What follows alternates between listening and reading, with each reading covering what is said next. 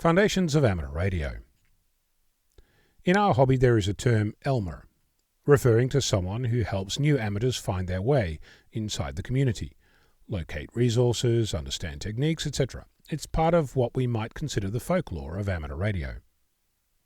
I started this with the intent to quickly introduce the concept of an Elmer, and then spend some time talking about our own role in this adventure. But, as is often the case, I was sidetracked by my own investigation. There is a push within the community to abandon the concept of an Elmer, that it's not real, that it serves no purpose, and that it's a recent invention and irrelevant to our community. Finding an Elmer today appears to be hard work, seeing the wood for the trees, finding a unicorn in this social media connected world. But as it turns out, Elmers are closer than you think. With a little searching, the person who is credited with introducing the word Elmer into the amateur radio vocabulary was Rod W9BRD.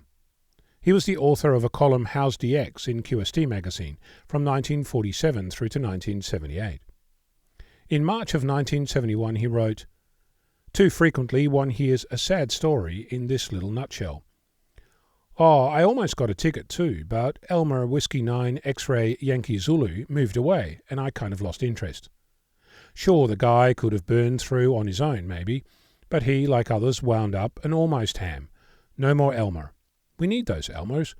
All the Elmers, including the ham who took the most time and trouble to give you a push toward your license, are the birds who keep this great game young and fresh." Rod was first licensed in 1937 as a 14-year-old. He became a silent key in 2012. On the face of it, we have this idea that an Elmer is someone who helps you get your amateur license. But it started me thinking, what if Elmer wasn't a phrase, but a reference? The name Elmer is a male name from Old English, meaning noble and famous.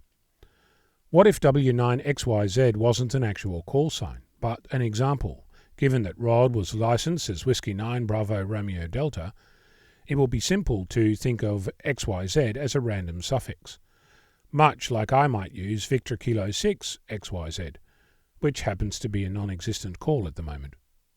What if Rod was saying, "Oh, I almost got a ticket too, but Peter VK6LB or Paul VK5PAS or Mary VK4PZ moved away and I kind of lost interest." Instead of using real amateurs like I just did, Rod wanted to use a generic name, someone noble and famous, with a generic call sign, not to single out a particular person. The reference to Elmer takes on a whole different meaning. It means anyone. You, me, the amateur at your club, anyone who can help another person become an amateur. As it turns out, Elmer is all of us.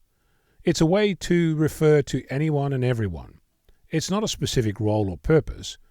It's the invitation to you to help another amateur.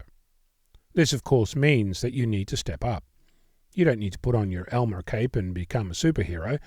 You just need to be part of the community, to ask questions, to help with discovering answers, and to encourage investigation into this exciting pursuit of amateur radio.